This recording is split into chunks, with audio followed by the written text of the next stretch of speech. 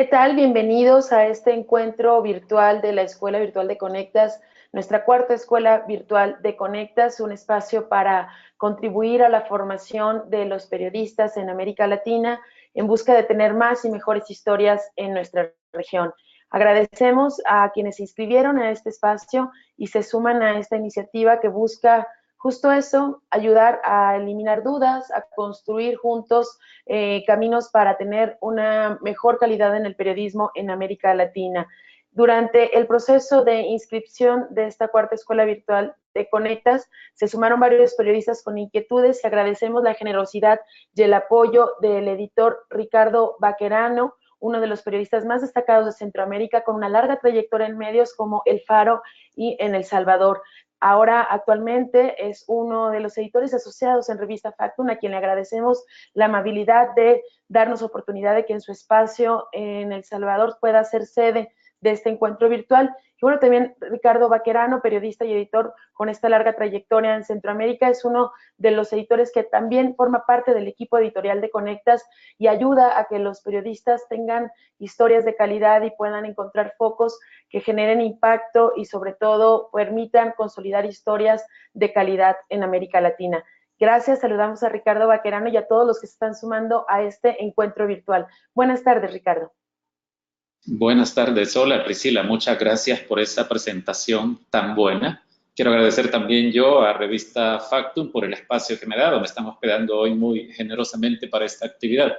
Estoy muy contento porque si hay algo que yo disfruto mucho es platicar sobre periodismo, sobre este oficio. Me fascina, me apasiona y creo que no hay cómo conversar sobre el trabajo que hacemos para pulir nuestras habilidades. Hay dos cosas esenciales en esto y son sobre las que se reflexiona o se habla muy poco debido a las dinámicas propias de las salas de redacción en cualquier medio de comunicación, que son reflexiones sobre los principios y sobre los criterios que entran en juego en nuestro oficio. Y creo, por lo que estaba viendo de las preguntas que hicieron llegar algunos de los participantes, que en gran medida vamos a hablar de eso y ojalá que sea útil lo que yo pueda aportar. Les digo, aprovechen la oportunidad. Creo que he tenido bastante experiencia como para compartirles ejemplos que sirvan para ilustrar algunas de las inquietudes o de las dudas o de las preguntas que ustedes han soltado ya. Y ojalá que esto sea eso, una conversación más que una exposición aburrida que yo pueda dar. Y pensando en esto que hay poco tiempo, que las dinámicas del día a día del trabajo reporteril es vas tras una nota, vas tras otra, y pocas veces se llega a tener un espacio para reflexionar, apreciamos mucho el trabajo de los periodistas de tomarse el tiempo para formular preguntas, como el caso de Rosario Romaní de Perú, que está en Lima, y ella nos preguntó justo como esto, sobre la formulación de la hipótesis, y la idea era pensar la pregunta de Rosario Romaní de Lima se suma también con la pregunta de Pableisa de Hostos en Venezuela, quien nos dice cómo contarse temas en delimitar de un punto a otro una historia y que es justo el punto de partida de esta conversación. ¿Cómo partir de un tema a una hipótesis? Y la primera pregunta sería, tomando en cuenta lo que nos plantean desde Lima y Caracas, ¿cuál sería la explicación o el concepto de una hipótesis periodística en nuestro trabajo diario? ¿Cómo la explicarías, Ricardo? A ver, yo creo que esta explicación, entre comillas, o esta definición será una cosa que iremos construyendo en la medida en que vayamos viendo todas las preguntas, pero parto de esto. Este seminario se titula Historia versus tema. ¿Cuál es la diferencia entre un tema y una historia? Entiendo yo que tema ha sido planteado por Conectas como el ámbito dentro del cual alguien podría interés en investigar algo, una cosa bastante general, y la historia como una investigación en la que ya se puede poner algún nivel de respuesta a las preguntas esenciales del periodismo, como por ejemplo el qué, es decir, cuál es el hecho novedoso en la que se puede vislumbrar un quién, el dónde, el cómo, el cuándo, el por qué. Cuando un tema se convierte en una cosa más trabajada, más definida, que ya permite ir respondiendo a estas preguntas, estamos listos posiblemente como para escribir una hipótesis. y por qué está sucediendo este hecho o este fenómeno, quiénes son los involucrados, y es cuando comenzamos a pensar en, por ejemplo, y esto es reporteable, es asequible, es comprobable esto. ¿De qué forma es comprobable? ¿Con qué fuentes podría apoyarme para tratar de comprobar esta historia que estoy proponiendo? Uno en las salas de redacción lo he vivido a lo largo de más de, bueno, de 2 décadas de ser editor. Recibe todos los días una serie de propuestas, de temas, pero no de historias en realidad. Y en un ejercicio sencillo que yo a menudo termino con la siguiente pregunta, uno se puede dar cuenta de si en realidad hay algo sobre lo cual ponerse a reportear ya o no. Yo suelo cerrar este primer ejercicio de intercambio con un reportero o con una reportera que me dice que me quiere proponer una investigación o una historia con esta pregunta. Ok, y después de todo esto que me has contado, ¿qué titular le pondrías a esta historia? Y ahí es donde entran en problema. A veces no hayan qué decir cuando se les hace esa pregunta, o te dicen una cosa muy general, como por ejemplo, investigar la incidencia de Estados Unidos en las políticas de seguridad pública en El Salvador. ¿Eso es una historia o es un tema? Es un tema, ¿verdad? Es un ámbito, digamos. Y yo diría que para que empecemos a calentar esta discusión, pensemos en esto. Los temas, a diferencia de las historias, son aquellas áreas de trabajo o aquellos ejes de cobertura naturales de nuestros medios de comunicación. En la región latinoamericana tenemos líneas de trabajo bastante comunes, como por ejemplo narcotráfico, crimen organizado, corrupción, política, por supuesto, a veces deportes y esas cosas. Pero esos son los ámbitos y de ahí se puede sacar ideas de temas, pero un tema necesita algunas cosas básicas, como por ejemplo cumplir con novedad, cumplir con relevancia, también necesita estar claramente enfocado. Esto es fundamental y cuando uno logra enfocarse en algo que es relevante para la gente, alguien estaba preguntando por ahí, ¿qué es relevante al final? ¿Cómo se deciden estas cosas? Ya platicaremos de esto más adelante. Cuando se ha determinado algo que es relevante para la gente, que es de interés público, que es novedoso también y que se puede delimitar y que se puede precisar muy bien, posiblemente nos estamos acercando a una historia. Cuando queremos ir un poco más allá en la planificación de nuestro reporteo, una vez que decidimos que ahí sí hay potencial para una historia, es cuando pensamos, ¿y cuál es la hipótesis? Es decir, ¿cómo se explica esto? Y bueno, yo lo dejaría por el momento por aquí, Priscila, y todos los que están participando, con la idea de que sigamos construyendo esto de inmediato. Y justo pensar de partir de estos temas que serían como los ejes temáticos que bien explicabas, cómo partir a llegar a encontrar a una hipótesis. Carmen Rodríguez, quien está en Estados Unidos y forma parte de la escuela virtual, nos pregunta cómo se puede encontrar un dato nuevo o un dato de impacto en torno a un tema que ha sido o que sigue siendo explotado, en este caso también contado. ¿Cuál es la fórmula? ¿Qué tendría que hacer un periodista en busca de hipótesis? Si tuviéramos que pensar en una receta, ¿cuál sería? A ver, pongo un ejemplo que posiblemente sea bastante familiar en estos días para todos nosotros. Lo que está sucediendo en Nicaragua.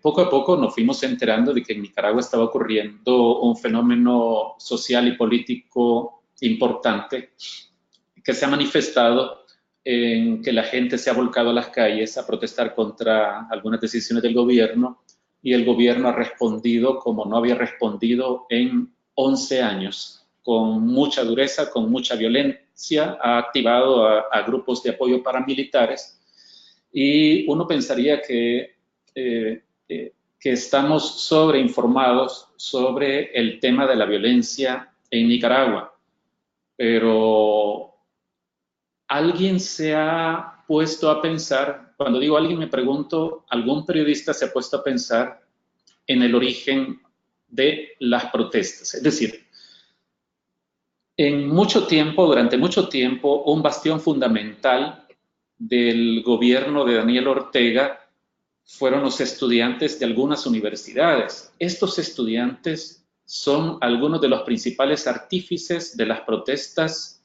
masivas en Nicaragua y ahí puede haber la posibilidad de una muy buena historia, es decir, explorar el origen de las protestas.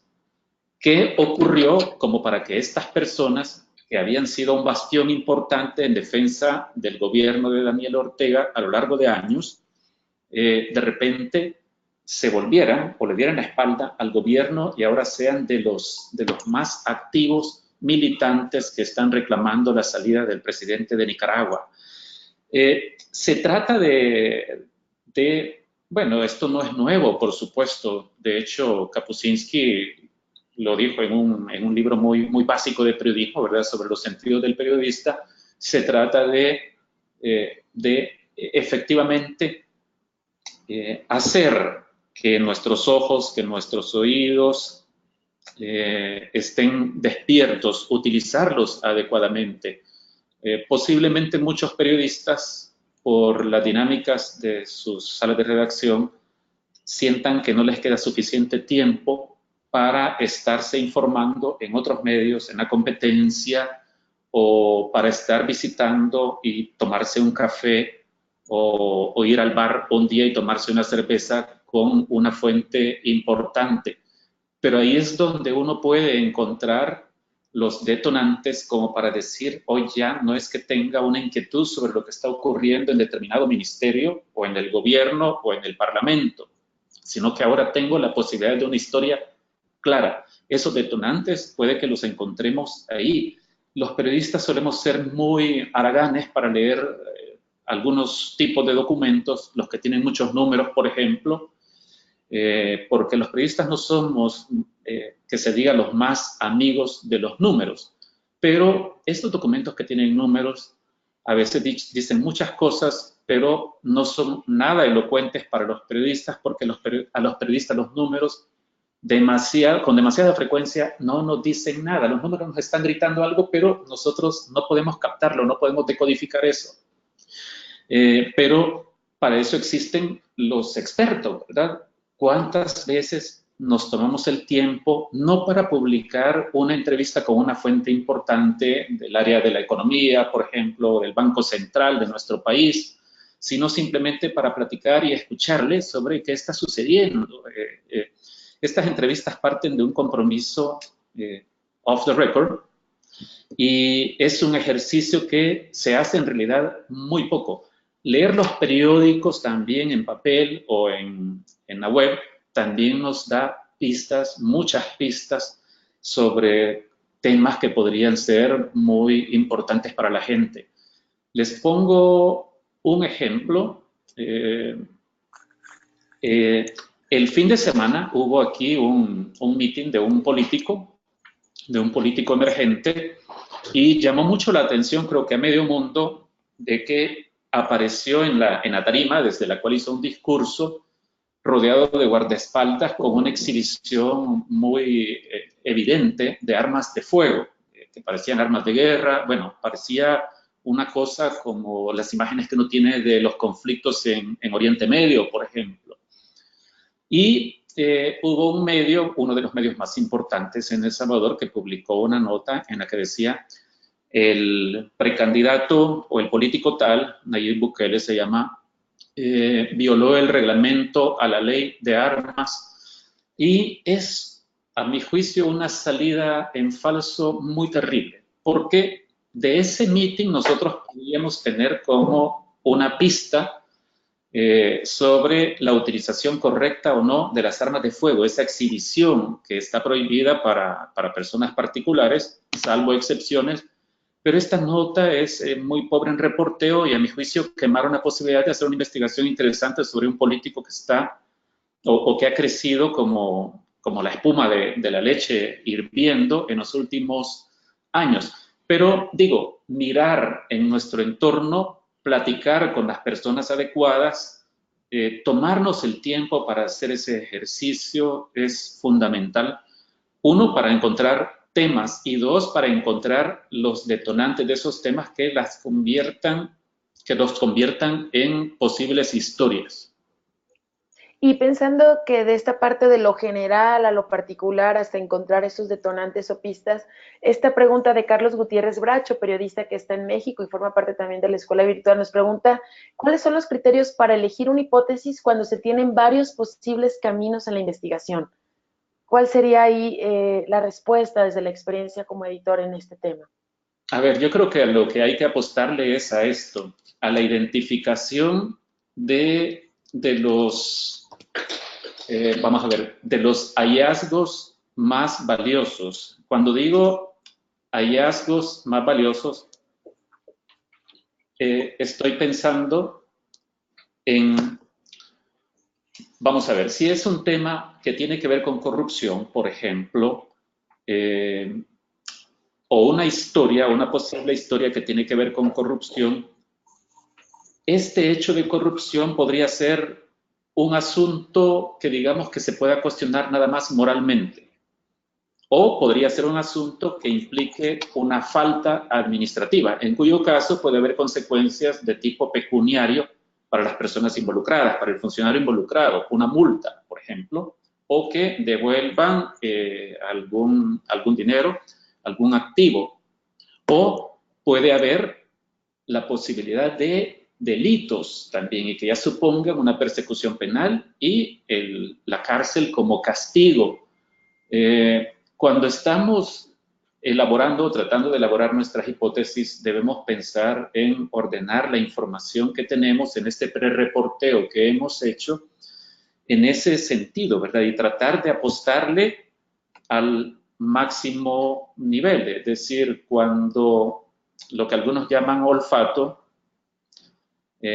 o intuición periodística nos dice que podemos estar ante un caso de gran corrupción o un caso penal, pues hay que tratar de apostarle a eso, pero no olvidemos que siempre es importante, incluso en el prerreporteo, para no perder tiempo valioso, incluso en el prerreporteo, tratar de indagar en contra de nuestras suposiciones, es decir, de nuestra hipótesis. Y para eso hay que buscar algunas fuentes preliminares de estas que nos hablan off the record para tratar de asegurarnos de que sí tenemos una historia. Muchas veces perdemos bastante tiempo, días, a veces hasta semanas, y finalmente dimos el paso adecuado en el momento incorrecto, muy tarde.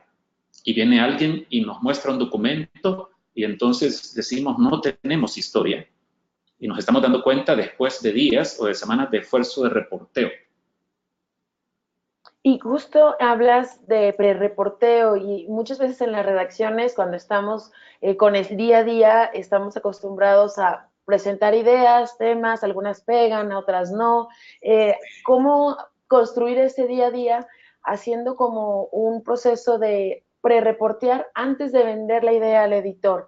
¿Te has encontrado con esta experiencia de que muchas veces el reportero llega con una propuesta, pero en realidad es apenas una idea que tuvo en un momento dado por alguna circunstancia? ¿Qué tanto nos falta prerreporteo a los periodistas para delimitar hipótesis? Hay de todo en realidad. Depende del medio y hay periodistas más experimentados que otros. Hay periodistas también que tienen más talento que otros, más facilidad para detectar historias, para encontrar historias, para relacionarse con las fuentes y para trabajar las fuentes. Se esfuerzan mucho por trabajar las fuentes, por cultivarlas, por mantener lubricada esa relación con las fuentes. Esto es fundamental. Pongo un ejemplo. Recientemente, este año, a inicios de este año, tuve oportunidad de participar en el lanzamiento de una serie de propuestas de investigación. En teoría teníamos 18 propuestas de historias, pero en la medida en que hicimos el ejercicio de observarlas como las habían planteado, de evaluar la novedad, la relevancia y sobre todo el enfoque, nos dimos cuenta, quienes proponían eso y yo, porque lo hicimos en conjunto, de hecho en una sesión plenaria, quizás un poco cruenta, pero útil y necesaria, de que quizás había posibilidades de rescatar dos de esas propuestas. Cuando hubo una fase posterior de intercambio bilateral ya con cada uno de los periodistas, entonces pudimos rescatar alrededor de la mitad de las propuestas, pero ya un poco más de trabajo de cocheo permitió sacarle un poco de lustre a las propuestas. Lo que quiero decir es que en realidad hay mucha dificultad para hacer una propuesta de un tema de investigación sobre todo, porque lo que más cuesta a mi juicio es encontrar el enfoque preciso y afortunado, el que mejor podría funcionar.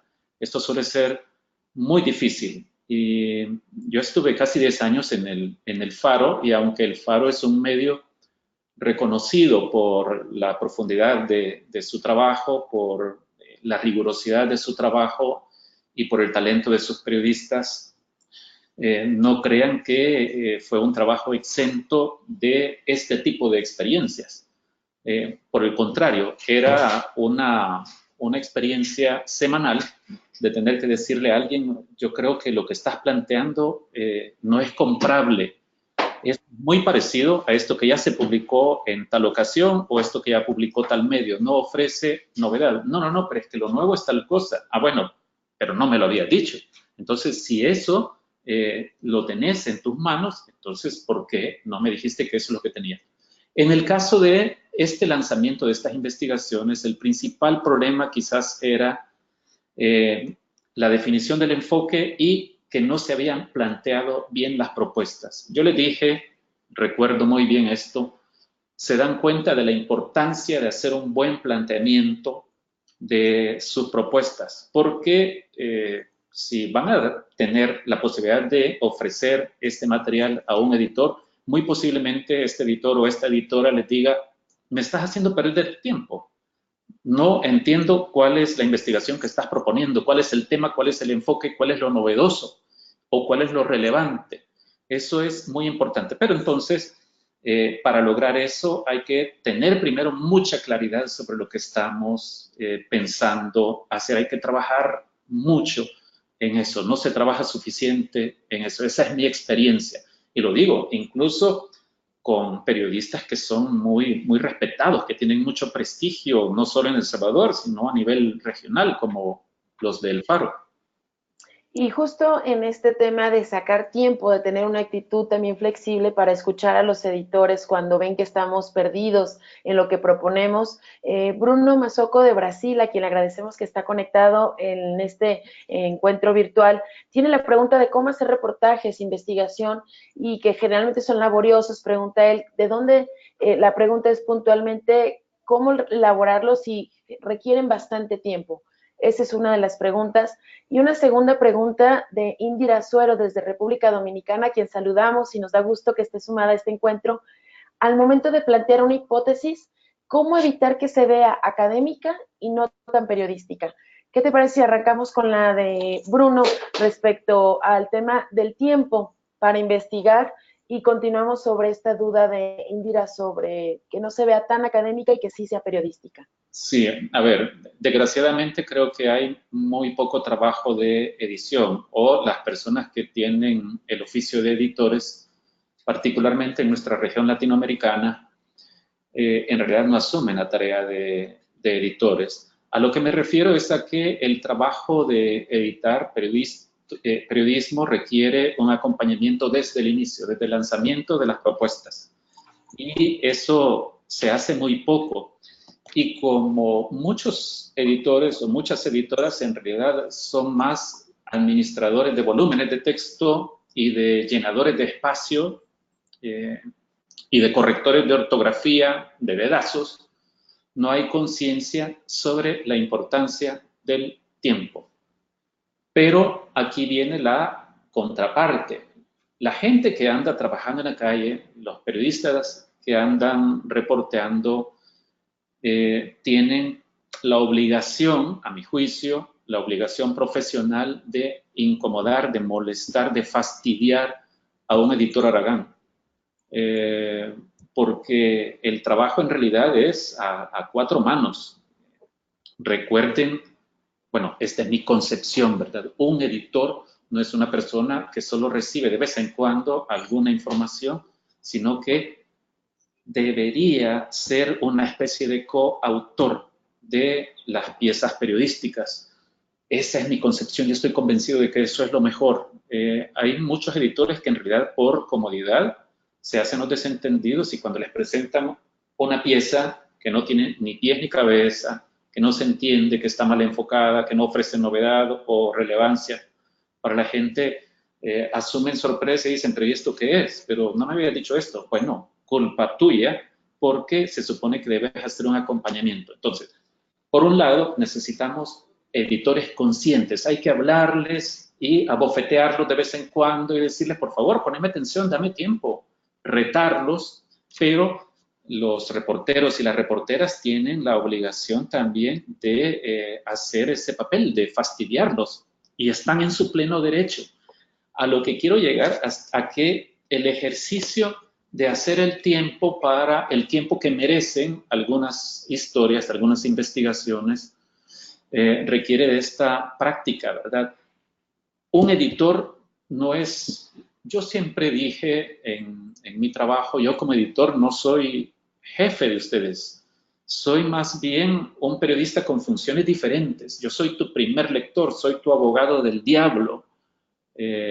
Yo cuido lo que vos haces, soy tu primer crítico y posiblemente me vas a detestar muchas veces, se molestaron conmigo muchas veces, pero creo que terminaron agradeciéndolo, porque se necesita generar tiempo, pero bien justificado. ¿Cuánto tiempo requiere una historia en la planificación que estamos haciendo? Pues lo que sea necesario. Yo creo que, a ver, tratando de hacer un recuerdo de los trabajos en los que participé, de estas historias, yo diría memorables o las más importantes, las más difíciles posiblemente, creo que nos propusimos algo así como unos 9 meses o posiblemente un año de plazo, desde el inicio de una investigación hasta cerrarla. Pero a veces no basta ese tiempo. Incluso recuerdo una que en realidad era como una especie de obsesión para mí, solo que en este caso yo participé también como reportero. En 1995 hubo un accidente de un avión comercial en El Salvador, murieron 65 personas. Y yo encontré un dato que me llamaba mucho la atención. Aparentemente, el equipo del avión no reportaba adecuadamente la distancia entre el aparato y el aeropuerto donde tenía que aterrizar en El Salvador. Había una diferencia de 3 millas náuticas, estamos hablando de casi 6 kilómetros, y resulta que el avión se estrelló a 3 millas náuticas de diferencia respecto del punto que la tripulación del avión estaba reportando que estaban recorriendo en ese momento. Entonces había una cosa ahí un poco extraña. Yo indagué algunas cosas básicas sobre cuánta precisión reportan los equipos de los aviones y era mucha, entonces no tenía sentido eso. Pero esta investigación la pudimos publicar hasta 11 años después del accidente, aunque yo me había quedado con esto desde pocas semanas después del accidente. Y conozco una historia porque estuve viéndola de cerca con Carlos Dada, fundador y director hasta hace pocos años de El Faro. Él hizo una investigación que titulamos Así matamos a Monseñor Romero, pero esto le tomó años hacerlo. Lo que pasa es que posiblemente son historias que se dejan en el congelador mientras se desata alguna información relevante que nos permita dar el siguiente paso. A veces te empantanas en eso. A mi juicio, la clave para evitar estos reclamos a veces exagerados o extremos de los editores o de los jefes o de los dueños de los medios, de que, pero ¿y qué está haciendo fulano? Ah, el que está haciendo una investigación y posiblemente le tome un año terminarla. No es que no van a hacer otra cosa en ese tiempo, sino que están haciendo cosas más asequibles, más fáciles, de más corto plazo mientras tanto. Pero no, nada esto no es matemático, ¿verdad? Cada cosa, cada propuesta debería discutirse y definirse el tiempo de trabajo de común acuerdo con quien edita. Y pensando en este tema de que no es matemático y que buscamos entender todas las diferentes circunstancias y contextos que van a decir si un tema pasa una hipótesis y si la hipótesis realmente puede dar para continuar. Sobre esta pregunta de Indira de República Dominicana, de que ese temor de que podamos escucharnos tan académicos cuando planteamos una posible hipótesis, ¿qué sugerencias hay? ¿O no tendríamos que tenerle miedo a este tono? ¿O desde el principio tendríamos que escucharnos con esta idea de saber cuál es nuestro posible titular? No te preocupes porque la hipótesis tenga un tono académico. En realidad, lo que debe preocuparnos es, ya estás hablando, creo, de la fase oscura, de la fase de incertidumbre, del terreno de incertidumbres cuando uno está trabajando una pieza periodística. Esencialmente tenemos dos fases, la fase de la investigación, del reporteo, que en realidad es de muchas certezas, es casi como objetiva, esta sí es casi como matemática. Uno puede decir, me falta buscar a esta fuente, pero no he podido corroborar esto, huele a que podemos hacer esta afirmación, pero no la tengo corroborada. No me siento satisfecho con dos fuentes diferentes que me dicen esto. Necesito una prueba dura, un documento o un audio o qué sé yo. Pero es difícil cuando ya pasas al otro terreno. Ok, terminé mi reporteo y ahora, ¿cómo escribo yo esto? ¿Cómo hago para que esto no suene, por un lado, pedante, ¿verdad? Voy a utilizar terminología técnica de la que usan los abogados para impresionar a mis colegas periodistas.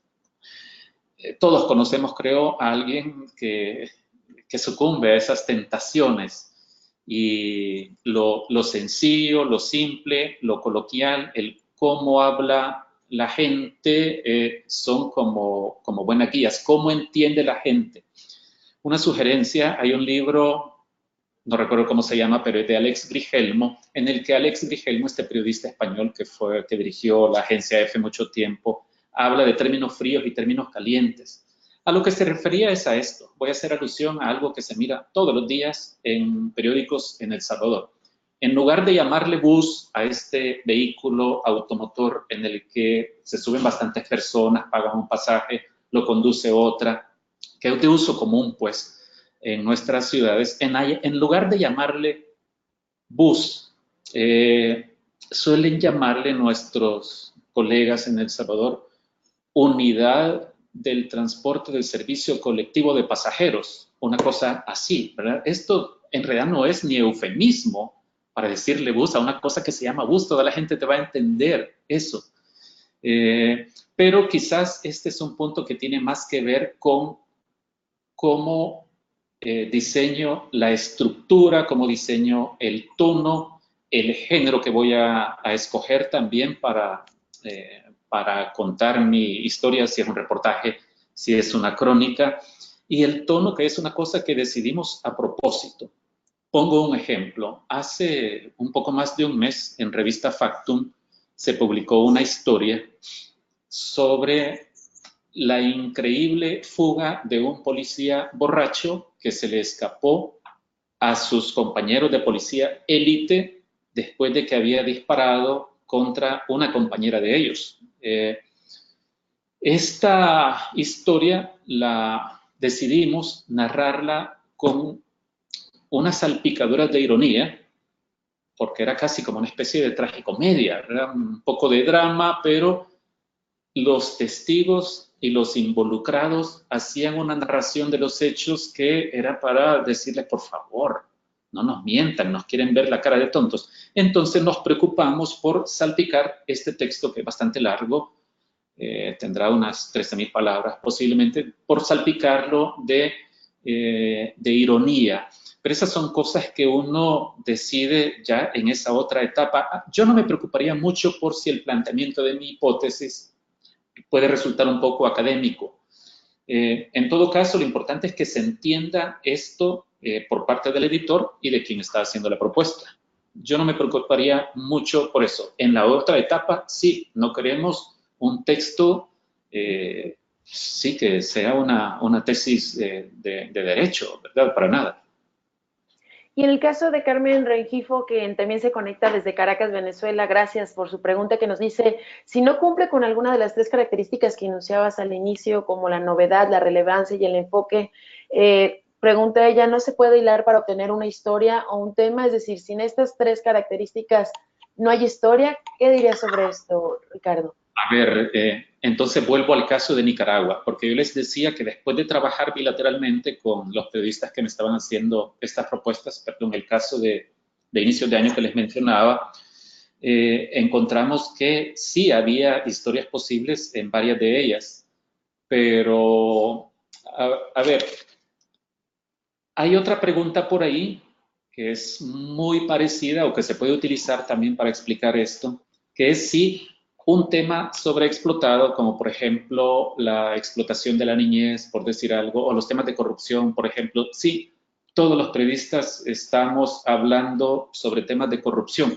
y entonces esto significa que ya no se puede hacer una propuesta novedosa sobre eso. ¿Cómo no? Claro, es que de nuevo, la idea es definir un enfoque novedoso, puede ser un ángulo novedoso. Además, el hecho de que hace un año se haya publicado una historia sobre corrupción en una institución del Estado, no significa que esa historia, que una historia de corrupción en esa institución hoy no tenga un valor distinto, no aporte algo nuevo. Pero a ver, para tratar de aterrizar mejor esto y con casos concretos, de nuevo, la historia de las protestas en Nicaragua.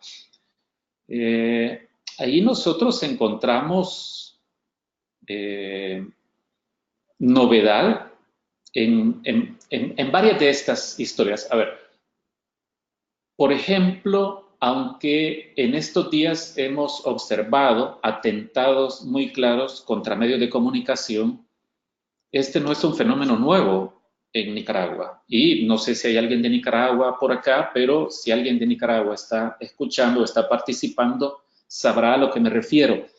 La práctica de la censura contra medios incómodos o contra espacios de opinión o noticiosos incómodos en Nicaragua es una cosa tan vieja como los 11 años que tiene Daniel Ortega en su gobierno. Eh, entonces, alguien podría decir, sí, pero la censura en Nicaragua ya no aporta novedad porque ya está dicho lo que le sucedió a la radio Darío, a la que quemaron. Ya se dijo lo del cierre de 100% Noticias, este canal de televisión, ya, sí, pero depende. Si hacemos una reconstrucción de lo ocurrido en los últimos 11 años en relación con medios, ahí podemos encontrar cosas de dimensiones distintas, información de dimensión distinta, es decir, algo que podríamos pensar como el manual de la censura de Daniel Ortega, por decir algo. No sé si me explico, pero eso es lo que se me ocurre a mí para explicar este punto, es decir, sobre de esforzarse un poco o bastante para encontrar novedad en estas cosas. Y Joao Pedro de Soares de Brasil, que nos alegra mucho que estén desde Brasil en este encuentro virtual, nos pregunta, ¿qué consejos darías para encontrar el mejor enfoque de la investigación? Y se suma justo también con la pregunta de Elizabeth Pérez desde Ciudad de México, que nos dice cómo dar con el enfoque correcto y cómo saber justo que el enfoque que elegimos es el adecuado. De nuevo, ahí estamos hablando del terreno de la incertidumbre. Uno no sabe cómo la gente va a acoger esto, pero lo más importante es que nosotros estemos convencidos de que el enfoque al que estamos apostando es el adecuado, uno por la novedad y dos por la relevancia, sobre todo por eso. A ver, Conectas, por ejemplo, tiene un esquema de trabajo en el que a quienes participan en las capacitaciones de Conectas se les invita a pensar en esto. ¿Qué se ha publicado sobre este tema anteriormente? ¿O qué se ha publicado parecido a esta historia que me están proponiendo anteriormente? Ese es un ejercicio fundamental para no publicar como novedad una nota que ya es historia, ¿verdad? Ese ejercicio tiene que hacerse. ¿Cómo definir el enfoque? Definitivamente que platicándolo con otra gente. Creo que a uno le sucede cuando está reporteando una historia, sobre todo cuando es una historia muy compleja y de estas que requieren un trabajo exhaustivo, a veces engorroso, de estar hablando con muchas fuentes. Esto lo deja a uno como cuando uno va conduciendo carro con las luces bajas. Entonces yo lo que digo es, hay que tratar de poner las luces altas para ver mejor el panorama. Y para eso es importante mostrarle nuestros hallazgos o la información que tenemos a algún colega y sobre todo a su editora o a su editor. Compartan esa información y discutan con esta persona, discutan, pero discutan de verdad con esta persona sobre cuál sería el más afortunado enfoque. Y cuando hablamos de enfoque, en realidad hay que pensar no solo en qué es lo que más va a destacar a lo largo del texto, sino que pensar muy bien un titular, un sumario que desarrolle adecuadamente y amplíe ese titular y ese primer párrafo que muchas veces es lo que puede dar al trasto con nuestros propósitos de que alguien consuma nuestra información. Yo diría que no hay como fórmulas, de nuevo, matemáticas para lograr ese enfoque, pero discutir hasta el último detalle lo que se ha reporteado y lo que se ha encontrado es importante. Aquí yo hago una propuesta rapidita que tiene que ver más en la otra etapa, en la etapa de la construcción del diseño de la estructura. Hagan un inventario de los hallazgos, en primer lugar. ¿Cuáles son los hallazgos que tienen? Hagan una cronología en el caso de las historias complejas. De seguro que la cronología de repente les permitirá encontrar algo que no habían visto anteriormente, porque no aparece explícito en un documento. Es decir, no es un nombre que ustedes dicen, wow, este nombre me llama la atención porque este señor se llama igual que la esposa del ministro. Hagan un inventario de hallazgos, hagan una cronología y obsérvenla, posiblemente allí hagan más descubrimientos, clasifiquen los hallazgos, es decir, caracterícenlos, dótenlos de su naturaleza propia. Cuando digo esto estoy pensando en, por ejemplo, y esto es un delito, o esto es nada más una falta, no le resto importancia a eso, ¿verdad? Dependiendo de las cosas. O esto es algo que solo se puede cuestionar éticamente, porque mientras la gente está muriendo de hambre, estos señores, aunque es legal, están sirviéndose banquetes con fondos públicos. No sé si me explico. Entonces, hay que categorizar los hallazgos también. Primero un inventario, ¿verdad? Hagan una cronología, porque eso les permitiría sacar más hallazgos, un inventario de hallazgos, entonces luego categorizarlos. Después piensen en esto y qué es lo que yo quiero decir después de haber reporteado 6 meses, qué es lo que quiero decir o qué es lo que yo creo que la gente debería conocer, cuáles son las ideas. Y cuando yo pienso en cuáles son las ideas que quiero transmitir, pienso en cuáles son los mensajes que quiero que a la gente que me consuma la información que le voy a entregar le queden rebotando en la cabeza de tal forma que quieran ser multiplicadores de esa información y quieran compartirla con su vecina mañana, con sus compañeros de oficina mañana y decirle, viste lo que publicó fulana, escuchaste su reportaje de radio, ahí dice que tal y tal cosa y tal cosa. 2 ideas, 3 ideas. Yo siempre exhorto a los periodistas a que traten de buscarle el significado a las cosas. Un ejemplo breve. Hace poco, en una historia que llegó a mis manos, aparecía un exdirector de la Policía Nacional Civil de El Salvador resulta que recibía un ingreso que no declaraba al fisco, pero se lo entregaban de la Presidencia de la República. Y entonces él decía, sí, pero es que ese dinero se justificaba porque con ese dinero yo le pagaba a mis guardaespaldas. Y bueno, eran tantos que de ese dinero yo también les pagaba una casa porque alquilaba una casa para que vivieran ahí. Pero uno se pregunta entonces, era el director de la Policía Nacional Civil en un país que es uno de los más violentos del mundo, si no el más violento del mundo en este momento, y qué garantías puedo tener yo como un ciudadano de a pie de que ese señor me puede ofrecer unas garantías mínimas de que no me van a asesinar en este país si él mismo tenía un ejército de guardaespaldas. Digo, ese es el significado de esos hallazgos, ¿verdad? Uno debe elaborar sobre todo ese tipo de cosas para poder hacer un planteamiento adecuado de enfoque. Una vez que han ordenado de esa forma su información, les resultará más fácil poder pensar en un enfoque. ¿Cómo se llama esta historia? Hay unos chistes, algunos de ustedes habrán escuchado, que tienen esta estructura. Se abre el telón, acto 1, se abre el telón, aparece no sé quién y sucede tal cosa, se cierra el telón. Acto 2, lo mismo, ¿verdad? Acto 3, tal cosa. ¿Y cómo se llama la historia? Lo mismo es aquí. ¿Cómo se llama esta historia? Esta historia que yo les mencionaba, que se publicó en Factum hace unas semanas, la titulamos, perdón por García Márquez, pero la titulamos La increíble historia de los cándidos policías y el agente borracho que les robó a Carla Ayala. Bueno, me estoy alargando mucho quizás.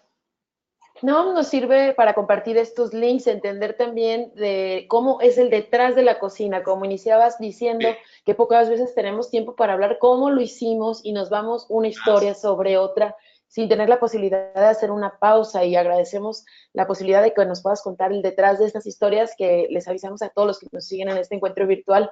Las vamos a colocar en nuestras redes sociales para que ustedes puedan leerlas, saber, conocer, ya conocieron el detrás de, y ver como lectores lo que se produjo, y bueno, también en nuestro espacio de Moodle de la escuela virtual. Y hacías un par de recomendaciones puntuales sobre el tema del enfoque y la importancia de un editor. Y Marta María Ramírez de Estados Unidos nos pregunta cómo se puede lograr ese enfoque cuando no hay editor, cuando no hay personas entrenadas en investigaciones periodísticas y cuando se está solo. ¿Cuál sería ese músculo? ¿Qué tendría que hacer un periodista que se encuentra solo, Ricardo? Esencialmente los mismos pasos, ¿verdad? Solo que es un poco más complicado porque yo creo que a uno se le nubla un poco la vista ante su propio trabajo. Es decir, por la misma razón por la cual no es bueno que los jueces de nuestros sistemas judiciales sean los que dirijan la investigación, porque si no después juzgarán sobre sus criterios, sobre el trabajo que ellos hicieron investigando. Por la misma razón, no es conveniente que nosotros juzguemos el valor de nuestros hallazgos. Es decir, que no solo nosotros lo hagamos. Nosotros somos, de hecho, como reporteros, los primeros editores, ¿verdad? Y vamos tomando decisiones importantes, vamos jerarquizando información, vamos discriminando, vamos botando información y decimos, esta es otra historia, si no, no voy a terminar. El mismo ejercicio esencialmente, pero yo creo que siempre hay colegas bien intencionados para ayudar y que trabajen en otros medios, y siempre y cuando no vaya a ser tu competencia directa, deberías pensar en la posibilidad de tener un banco de colegas a quienes vos podrías mostrarles una investigación, tus hallazgos, un punteado de lo que has encontrado y exponerle cuál es tu intención, cómo te imaginas que podría ser la estructura, cuál es el enfoque, qué titulares, en qué titulares estás pensando, y eso puede hacer mucho bien.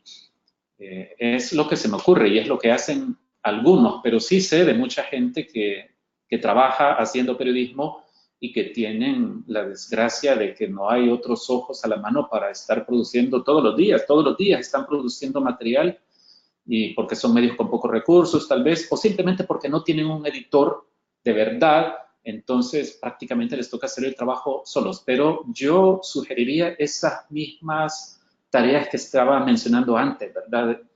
Hacer un inventario de hallazgos, valorarlos bien, ponderarlos, jerarquizarlos y decir este es el más importante, este es el segundo en importancia, ¿por qué? ¿Por qué no? Hacer ese ejercicio sirve.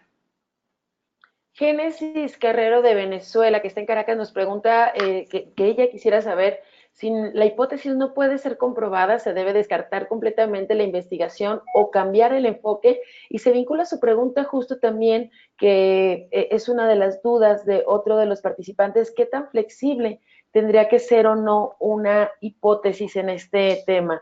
¿Se tiene que cambiar? ¿Se tiene que mejor decir no se pudo? Y es una pregunta que Elizabeth Pérez Castro de Ciudad de México nos pregunta, ¿qué tan flexible puede ser esta hipótesis y se une con lo que plantea Génesis en Venezuela. ¿Cómo explicar este punto, Ricardo? A ver, ¿qué hacer si la hipótesis no se comprueba? Pues se nos cayó la historia, pero eso no significa que está muerta la posibilidad de hacer algo. Eh, Muchas veces nosotros en una investigación vamos tras cierto objetivo, es decir, tras la corroboración de nuestra hipótesis, y de repente nos encontramos con que la historia no es como nos la había contado una fuente de mucha confianza. Pero muchas de esas veces siempre podríamos hacer una historia, podríamos contar una historia, solo que necesitamos cambiar la hipótesis, pero no pasa nada. Digo, la hipótesis es solo algo que nos permite elaborar una hoja de ruta, algo que nos permite guiarnos para navegar en nuestro reporteo, para la planificación de nuestro trabajo. Pero, de hecho, una obligación de los periodistas y sobre todo de los periodistas de investigación es esta: asegúrense de que parte de sus tareas de reporteo incluirán reportear contra su hipótesis. A ver, si nuestra hipótesis es que fulano de tal se robó 100 millones de dólares de fondos públicos y que ese dinero lo utilizó para adquisición de bienes inmuebles, bueno, ¿y qué tal si no logramos, vamos a ver, y qué tal si algunas fuentes comienzan a alimentar o a nutrir bien nuestra hipótesis, pero finalmente, cuando llegamos al registro de propiedades, por ejemplo, nos encontramos con que no existe ninguna constancia de la adquisición de esos bienes inmuebles. Eso es reportear contra nuestra hipótesis y nos da miedo. Sí, nos da miedo, es natural de que se nos caiga de repente la historia, pero posiblemente la historia sí existe y es solo que necesitamos hacer un trabajo de reporteo un poco más hábil, de hacer gambetas, de burlar los obstáculos, de saltar una barda para llegar a donde se encuentra la información que nos permita corroborar eso. Pero es fundamental reportear contra nuestra hipótesis. Así que no, lo que pasa es que la hipótesis no tiene que ser inflexible, no es una cosa rígida, es una idea que nosotros tenemos que no es antojadiza, ¿verdad? Sino que parte de que en nuestro pre-reporteo hemos encontrado indicios de esto y de aquello y de que ocurrieron de esta forma, y el trabajo de la investigación consiste en ir a encontrar las pruebas de eso. Pero si no existen las pruebas, no pasa nada, eso es periodismo. Es decir, no pasa nada entre comillas. Sí, se nos cae la historia, pero posiblemente sigue viva una historia detrás de lo que hemos hecho hasta ahora. Pero por favor, no piensen que no debemos preocuparnos por atentar contra la solidez de nuestra hipótesis. Al contrario, eso es fundamental también. Si no, puede ser que terminen con una demanda judicial, ¿verdad? Por difamación, por injurias o qué sé yo. Y eso, por cierto, creo que muy poco se hace. Cuando se planifica un reporteo, muy poco se hace esto de, ok, ¿y cómo vamos a poner a prueba la solidez de nuestra hipótesis? Porque nos entusiasmamos demasiado pensando en cómo corroborar lo que nos ha dicho alguien o lo que hemos conseguido hasta ahora. Pero, ¿y qué tal si no es así? Por eso también es importante darle voz a las personas, a los funcionarios que aparecen señalados en nuestras investigaciones. De repente nos pueden dar una sorpresa que sea desagradable. Agradecemos también a Fabiola Posada desde Bogotá, que nos explica, ella explica desde lo que comentaban del caso de Odebrecht, que si la historia sería en este caso el vínculo de Odebrecht de los hijos del expresidente y la hipótesis, cómo se privilegian negocios ilícitos en la élite política. Y aquí viene, aprovechando este comentario de Fabiola, la pregunta de cuáles serían esos hábitos en el día a día del periodista que podrían ayudarle a afinar esta forma de encontrar hipótesis, de definirlas. Por ejemplo, a mí se me ocurre ahora que lo planteo es cuando vemos los trabajos ya realizados, ya publicados en los medios, preguntarnos, ¿esta cuál fue la hipótesis inicial? ¿Llegó a ella o no? Podríamos hacer eso, digamos, como lectores, sugieres que podamos adquirir ciertos hábitos desde nuestro trabajo periodístico que nos permitan tener mayor olfato periodístico para tener hipótesis con mayores elementos? A ver, lo del olfato periodístico en realidad se refiere a ser un poco responsables y a tratar de hacer de convertirnos en esto que no suena quizás tan elegante, ¿verdad? Pero tenemos que ser un poco especialistas en todo, tenemos que conocer bastante de todas las disciplinas, de meteorología, de economía, es feo, es duro, pero estamos obligados a eso. Quiero poner un ejemplo. Los Panama Papers y posteriormente los Paradise Papers creo que son volúmenes de información que no necesariamente resultan o se pueden traducir en un equivalente de hallazgos periodísticos, ¿verdad? Y algo parecido a eso tuvimos nosotros en el Faro hace aproximadamente 2 años, y en 2016, cuando encontramos información sobre el patrimonio familiar de quien era o había sido presidente de la Asamblea Legislativa. Resultó que descubrimos que mientras este señor fue diputado salvadoreño, logró construir su primer $1.000.000. Entonces, dijimos, aquí hay un caso de posible enriquecimiento ilícito. Entonces, la hipótesis era, él se ha valido de su cargo para enriquecerse ilícitamente y no podrá justificar cómo amasó esa pequeña fortuna de un poco más de $1.000.000. Pero luego hicimos un ejercicio contable, si se quiere.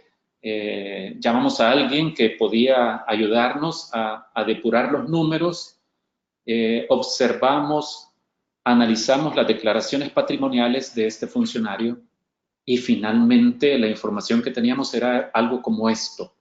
Este señor, con el sueldo que tuvo y tomando en cuenta el patrimonio de partida cuando él ingresó a la Asamblea Legislativa, si ahorró bastante, posiblemente no, ¿verdad? Pero si ahorró bastante, pudo haber construido lícitamente ese su patrimonio.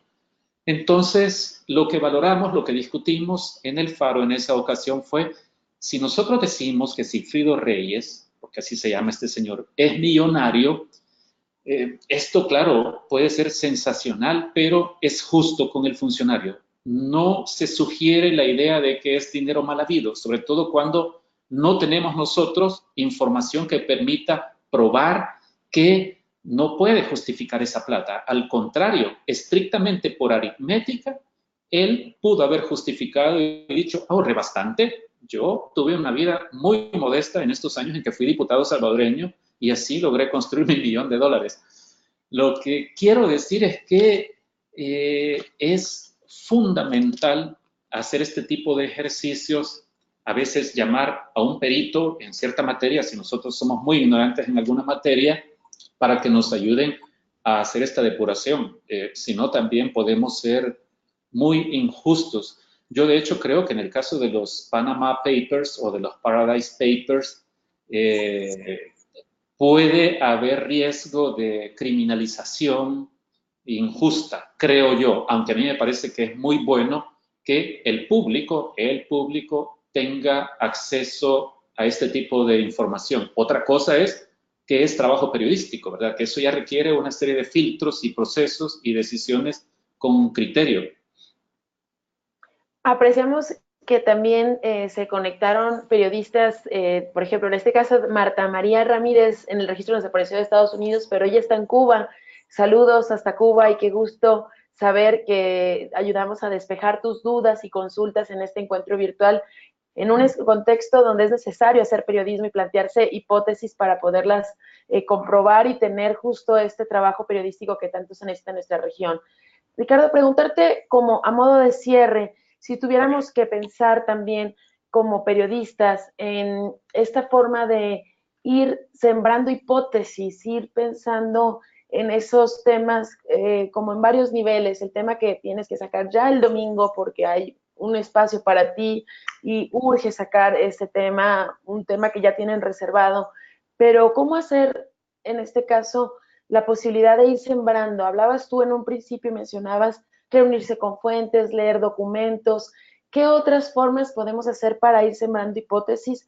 Y por lo tanto, lo que notamos a veces en Conectas es que cuando llegan las convocatorias hay temas muy generales y que podrían haberse dado los periodistas tiempo para pensar hipótesis. ¿Cuáles serían esos puntos que ayudarían a sembrar hipótesis? Si es que el concepto podría aplicarse en este caso. No, yo creo que el ejercicio es esto que ya mencionamos, el ejercicio de conversar, de discutir las cosas. Por eso es una desgracia ser periodista y no tener con quién rebotar ideas, ¿verdad? Aquellas personas que no tienen acompañamiento de alguien que edite, pues la pueden pasar muy mal, es mucho más complicado, pero la, la primera tarea es discutir, discutir, discutir. Yo recuerdo cuando estuve en la prensa gráfica estuve antes de llegar al Faro, que había un periodista muy talentoso, Carlos Martínez, hoy está en el Faro, que, que una vez me llevó un material que yo prácticamente se lo devolví porque le dije, le falta esto, le falta aquello, creo que esto no es así por tal razón, y me dijo, muy bien. Yo le dije, no me gusta que me digas muy bien, quiero que me discutas, es decir, no que me discutas por discutirme, pero lo que yo quiero es que pongas a prueba mi habilidad como editor, quiero que me retes, quiero que tengamos una discusión, porque esta es una construcción intelectual sobre las explicaciones de los fenómenos sociales de El Salvador. Así que no me gusta que solo me digas muy bien. No es obedecer, yo no doy órdenes, discutimos y tomamos decisiones en conjunto. Eh, yo creo que por ahí va el camino para elaborar hipótesis adecuadas. La persona que nos acompaña en edición tiene información que yo no tengo, o mi experiencia, por ejemplo, me permite tener en memoria y en la punta de los dedos información valiosa que cambian todo el valor, las dimensiones de la información que vos tenés. Yo conozco cosas porque las viví, porque las reporté, porque tal vez no salieron, porque no había una pieza en la que cabían adecuadamente. Tengo piezas de información que podrían ser muy útiles ahora. Por ejemplo, cuando se muere un expresidente, ¿quién puede contar la historia de, quién puede hacer el perfil necrológico de ese expresidente que murió hoy? Bueno, nos caería bien el aporte de alguien que lo entrevistó 2 o 3 veces, pero si se le encarga a un periodista muy joven que va empezando, posiblemente no tenga a la mano ese conocimiento. A mí me sucedió recientemente con la muerte de un expresidente que tenía información que yo la utilicé solamente para armar mi entrada, pero resultó muy novedosa y creo que agradable para mucha gente, porque me decían, ¿de verdad sucedió eso? ¿Sucedió así? Sí, sucedió así. Pero claro, esa es la ventaja que yo tengo. Entonces, mientras más posibilidades tengamos de recibir retroalimentación de otras personas, pues mejor vamos, más sólida va a ser nuestra hipótesis, más afortunada. Agradecemos también a Manuel Mora de México que dice que sería muy útil que nos compartieran hipótesis de trabajos ya concluidos. Sin duda un ejercicio que de hacerse y hacerse con método para poder decir, bueno, esta fue la hipótesis, esto se pudo confirmar o no, o se llegó a este resultado, podría permitir que los periodistas aprendamos de los otros. ¿Qué opinas, Ricardo?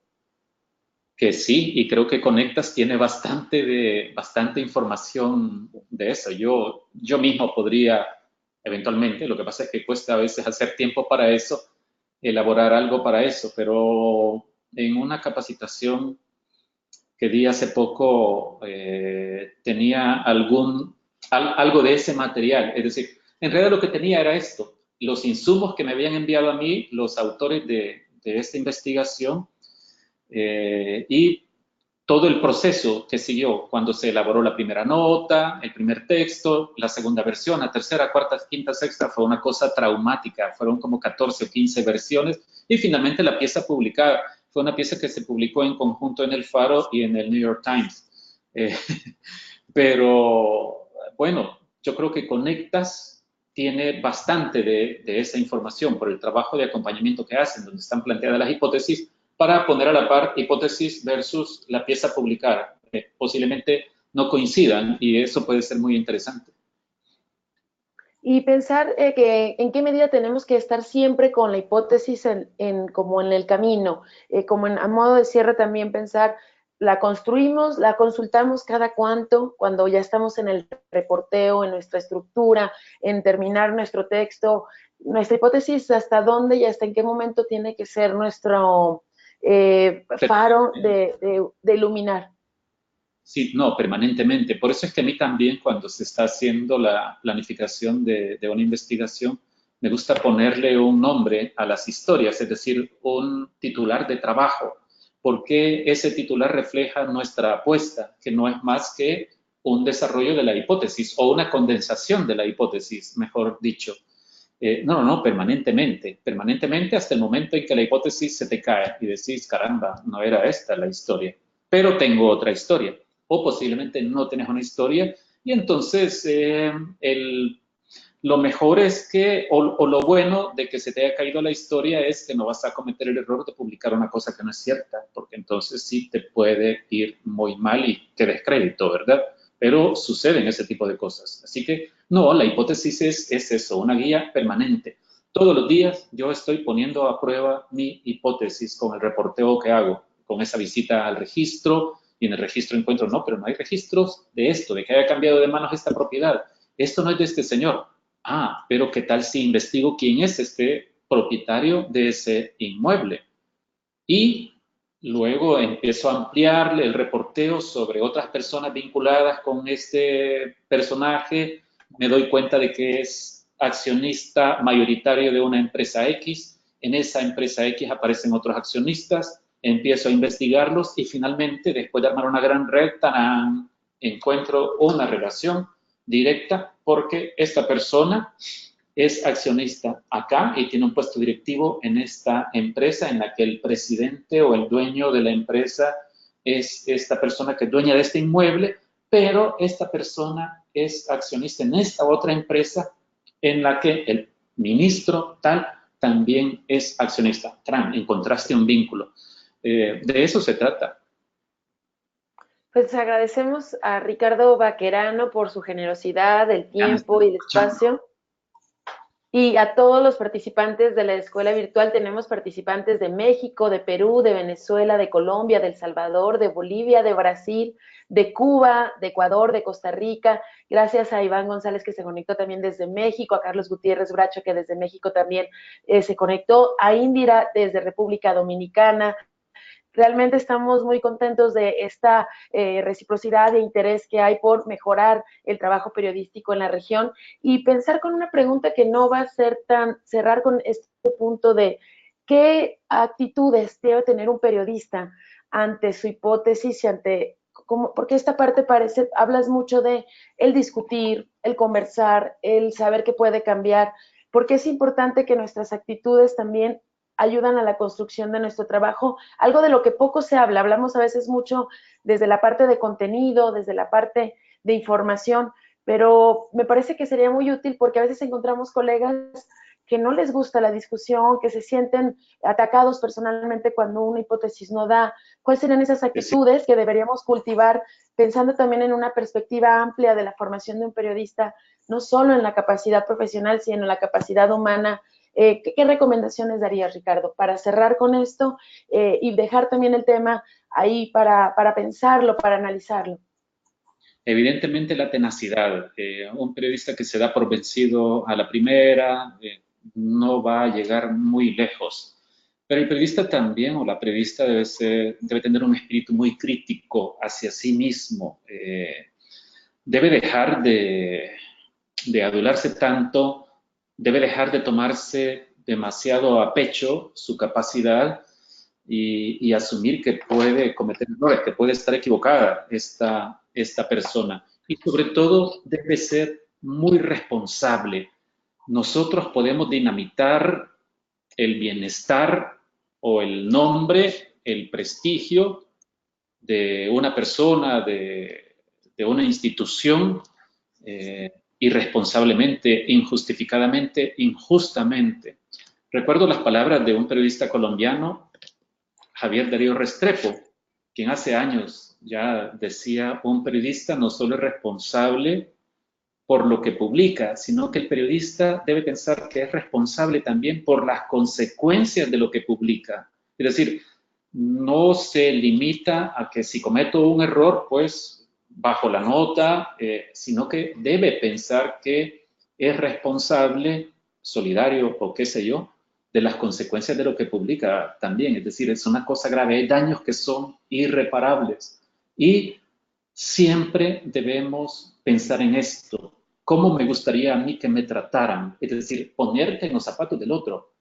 Si te gustaría que publicaran una nota en un medio X en la que digan: fulana de tal, la periodista fulana de tal es corrupta, recibe sobornos del gobierno, y que no te llamaran para preguntarte algo sobre eso. Pero muchas veces tenemos estas prácticas que son irresponsables, y creo que los periodistas nunca llegamos a pagar suficiente el precio de esa irresponsabilidad. Yo diría que esas cosas, ¿verdad? Ser muy tenaces, porque no es fácil llegar a lo que andamos buscando o encontrar lo que andamos buscando, ser muy críticos y ser responsables, y esto implica ponerse en los zapatos del otro. Pues muchas gracias a Ricardo Baquerano por esta oportunidad.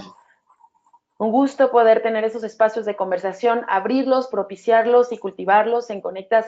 Seguramente estaremos conversando nuevamente contigo, y los invitamos a los participantes de la escuela virtual a que justo ahora está la convocatoria de Conectas. Les recibirán la información ustedes en sus correos para que puedan proponer sus hipótesis con estos conceptos, estos tips y estos consejos que nos dio Ricardo Baquerano, uno de los periodistas editores más destacados y reconocidos en Centroamérica, y apreciamos bastante también la oportunidad de Revista Factum, donde él es también uno de los editores asociados. Gracias a Revista Factum por la generosidad del espacio y el tiempo. Agradecemos también al Centro Internacional para Periodistas, y sobre todo a ustedes, periodistas, que se están animando a cuestionarse, a preguntarse, a buscar mejores maneras de hacer periodismo, porque América Latina lo necesita. Este foro y este espacio haremos un par de productos como notas, verán en nuestra Facebook también fragmentos de video, y los invitamos a que se sumen a los próximos encuentros virtuales para los participantes de la escuela virtual. Gracias por el tiempo, la dedicación y el interés para hacer más y mejor periodismo en América Latina. En nombre de Conectas, el Centro Internacional para Periodistas, Revista Factum, con esta amabilidad de darnos el espacio para que desde El Salvador el editor y periodista Ricardo Baquerano se pueda sumar. Gracias a cada uno que está en sus países y que seguramente nos propondrán buenas hipótesis para construir buenas historias periodísticas en América Latina. Gracias, seguimos en contacto y les pedimos también que nos sigan a través de nuestras redes sociales.